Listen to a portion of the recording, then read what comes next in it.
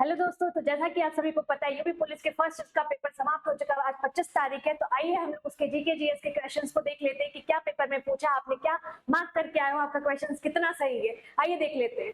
First question क्या पूछा था, 2020 का ज्ञानपीठ पुरस्कार किस रचनाकार को दिया गया था। हालांकि ये हिंदी के सेक्शन में था, लेकिन ये जीके जीएस में भी आपका आता है। किसको मिला था? नीलमणि फुकन को दिया गया था। नेक्स्ट देख लेते हैं हम लोग। अब ये आपका नीचे 100 समथिंग से स्टार्ट है। जीके जीएस का क्वेश्चन देख लेते हैं हम लोग 113 से। हाँ, यहाँ पे देख लेते हैं। सितंबर 2016 को समाप्त तिमाही में भारत के सकल घरेलू उत्पाद जीडीपी में कितने परसेंट की वृद्धि हुई है? तो कितने परसेंट की हुई है? 8.5% की। हालांकि एग्जैक्ट नहीं है, तो 8 और 8.5 का परसेंट में से कोई आंसर हो सकता है, लेकिन जो नियरली है वो क्या है? 8.5% है। सूर्य का प्रकाश पृथ्वी पर लगभग कितने समय में पहुंचता है? तो 8 मिनट 20 सेकंड में पहुंचता है। नेक्स्ट देख लेते हैं हम लोग। भारतीय संविधान सरकार की संसदीय प्रणाली, तो ये कहां से लिया गया? प्रावधान कर्तव्य प्रणाली किस देश के नमूने पर आधारित है? तो ये यूनाइटेड किंगडम पे आधारित है। एमपीसी का पूर्ण रूप क्या है? एमपीसी या monetary policy committee. Vinaya Pitaka पुस्तक किससे संबंधित है? ये बौद्धिज्म से रिलेटेड है। तो किससे? बौद्ध संघ के नियम से। नेक्स्ट देख लेते हैं हम लोग। जीडीपी डेटा की गणना और जारी करने के लिए कौन सा भारतीय संगठन जिम्मेदार है? इसके लिए कौन सा है? राष्ट्रीय सांख्यिकी कार्यालय, एनएसओ कहते हैं हम। कौन सा रूसी लेखक मनोवैज्ञानिक उपन्यास क्राइम एंड पनिशमेंट लेखक के लिए प्रसिद्ध है? क्राइम एंड पनिशमेंट किसकी है? फ्योडोर दोस्तोवस्की की है। नेक्स्ट, लाओस की राजधानी क्या है? तो ये है वियतनाम। अब देखो यहाँ पे बताना काठमांडू की क्या, कमेंट करके आप बताओगे। कौन सा संगठन राष्ट्रों में सुचारू और पूर्वानुमानित व्यापार के लिए जिम्मेदार है? तो व्यापार है वर्ल्ड ट्रेड ऑर्गेनाइजेशन। नेक्स्ट देख लेते हैं हम लोग क्या पूछ रखा है आपका। 121 तक हमने कर लिया। भारत में मोबाइल फोन पर जीएसटी की दर क्या है? तो मोबाइल फोन पर जीएसटी की दर है आपकी क्या? 18% है। नेक्स्ट, जीएसटी परिषद में कितने सदस्य हैं? 33 सदस्य कुल होते हैं। अनुसंधान का पहला चरण क्या होता है? तो सबसे पहले क्या करोगे? उस प्रॉब्लम को आइडेंटिफाई करोगे, समस्या की पहचान करोगे। 18 वर्ष से कम आयु के व्यक्ति के सभी मानवाधिकार डैश कहलाते हैं। तो ये हमारे क्या कहलाते हैं? बाल अधिकार कहलाते हैं। नेक्स्ट है, सूक्ष्म सिंचाई कब शुरू हुई थी? तो ये हुई थी आपकी जनवरी 2006 में स्टार्ट हुई थी। नेक्स्ट देख लेते हैं। सोशल मीडिया पर टीबीटी क्या है? TBT is throwback Thursday. CRISPR-Cas9 प्रौद्योगिकी का उपयोग किसके लिए किया जाता है? तो यह जीन का संपादन के लिए उपयोग किया जाता है। राष्ट्रीय समुद्री दिवस 2024 का थीम क्या था? भविष्य को नेविगेट करना, सुरक्षा पहले इसका थीम था। नेक्स्ट क्या कह रहा है?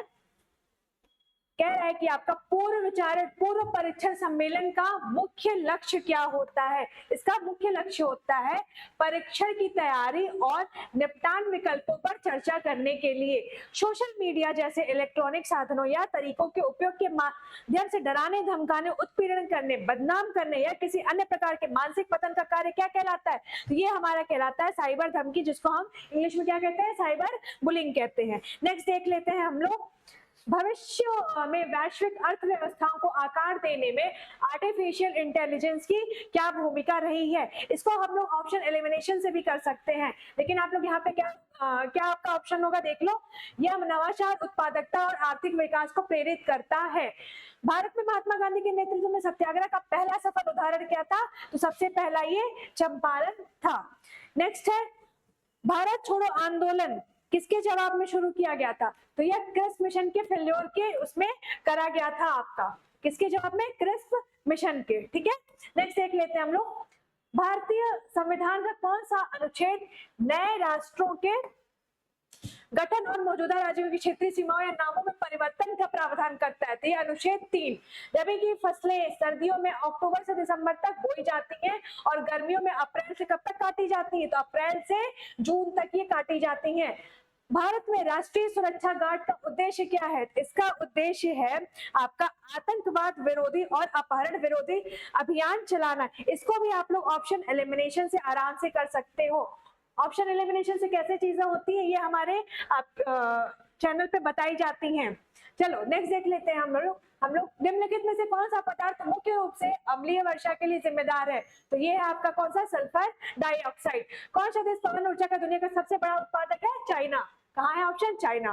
भारत के उपराष्ट्रपति कौन है? ये बहुत इजी क्वेश्चन, आप सभी मार्क कर लियोगे मुझे उम्मीद है। जगदीप धनखड़। 2016 में हस्ताक्षरित भारत जापान नागरिक परमाणु समझौते का उद्देश्य क्या था? इसका उद्देश्य क्या था आपका? परमाणु ऊर्जा के उपयोग पर प्रतिबंधन, परमाणु मुक्त क्षेत्र की स्थापना, परमाणु हथियारों का संयुक्त विकास या असैनिक परमाणु ऊर्जा प्रौद्योगिक हस्तांतरण और सुरक्षा मानकों की सहयोग, यही हमारा क्या था? उद्देश्य था। कब हुआ था ये साइन? 11 नवंबर को। कहां पे हुआ था आपका? टोक्यो में हुआ था। नेक्स्ट देख लेते हैं हम लोग।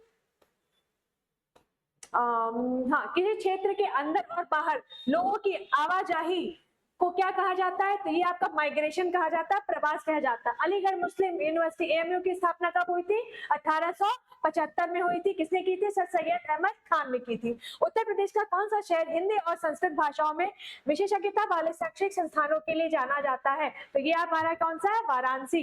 कौन सा भारतीय अर्थशास्त्री कल्याणकारी अर्थशास्त्र पर अपने काम के लिए जाना जाता है, जिसने 1998 में आर्थिक विज्ञान में नोबेल प्राइज प्राप्त किया था? ये कौन है? अमर्त्य सेन। ठीक है, आगे बढ़े हम लोग, देखते हैं। जेन आयर किस लेखक ने लिखी थी? तो जेन आयर के आप लिखा था किसने? एक मिनट देख लेते हैं। हाँ, इन्होंने लिखा था, शॉर्लेट ब्रैंटे ने लिखा था। ट्विटर एक डैश पर आधारित संचार मंच है, तो यह आपका एक एसएमएस पे आधारित संचार मंच है। ध्यान देना, इसमें आप लोग चैट से कंफ्यूज हो सकते हो, लेकिन इसका आंसर सही है एसएमएस। निम्नलिखित भारत में लिपुलेख दर्रा किस देश के साथ साझा करता है? तो यह आपका चाइना के साथ साझा करता है।